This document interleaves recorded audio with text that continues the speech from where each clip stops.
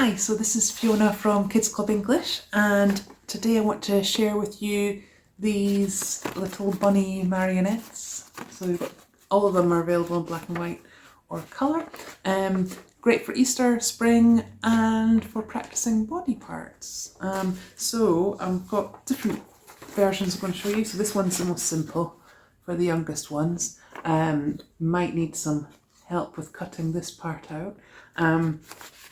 I'll give you some tips if you keep watching to the end. We've got, these ones are the most difficult. So we've got the ears are movable, and the head, and the arms, and the feet. Okay, so you can shift these as well. Yeah, that's the same version in black and white that I've coloured in. And then these ones where you've got the arms, the legs are movable. And this one with the three, and the legs are attached to the body. So let's carry on watching. I'll show you how I make them, and then I'll give you some tips at the end on how to get the most out of them.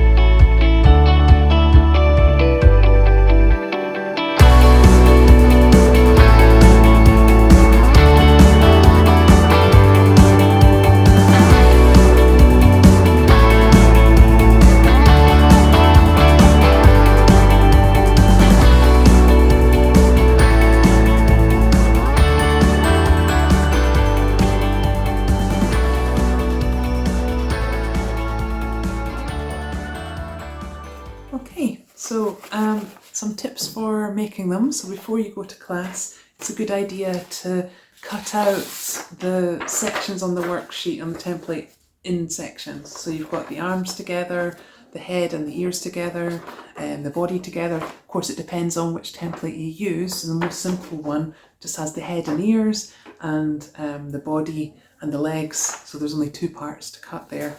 But yeah, if you pre-cut these into sections, it'll make it much easier for them to cut out.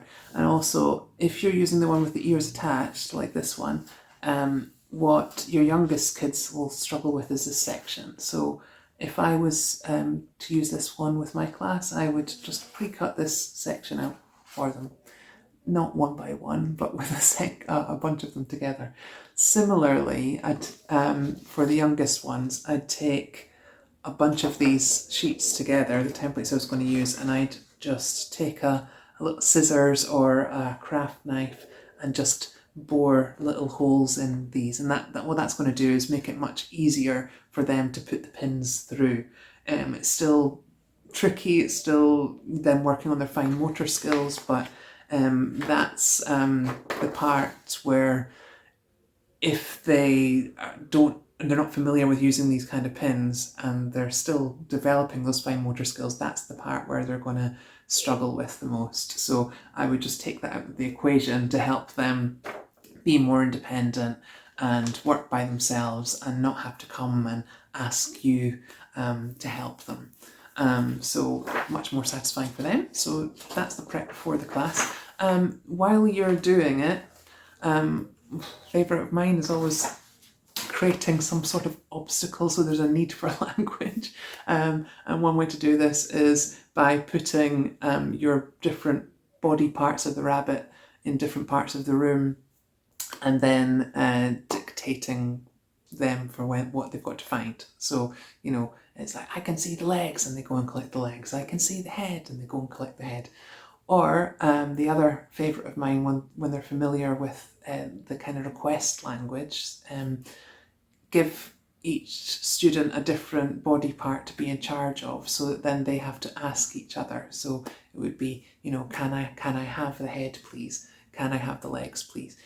And they would give those to each other, and that's quite satisfying. And they're actually stricter than me a lot of the time in making each other ask those questions before they'll hand over the bit of paper. So then they put it together. Afterwards, some things you can do. This is the most complex one with the movable ears. You know, the most obvious thing is to get them to play. That's a simple one. So play with them. Have them act out little conversations, you know. So the questions that you've been working on, whether the most simple, like what's your name, and how are you, what's your favourite animal, what's your favourite food, where do you live, do you like Pokemon, you know, whatever. So you get them to kind of create little personalities for their bunnies. And then you can have little TPR games. So it's fun to make these rabbits move in different ways. So on a micro level, you can get them to just shift the things. So ears, move the ears up, move the ears down, put the arms behind the back. Okay, put the arms up. Feet in front of the body, feet down.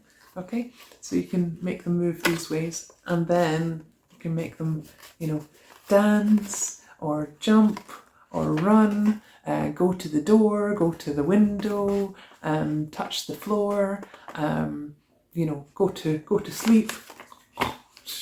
You know, so you can play games like that, like your typical Simon Says, but use it with a rabbit. And yeah, basically just let them play with them. So yeah, I hope that you think these are useful, and you have fun making them with your kids. All right, thank you.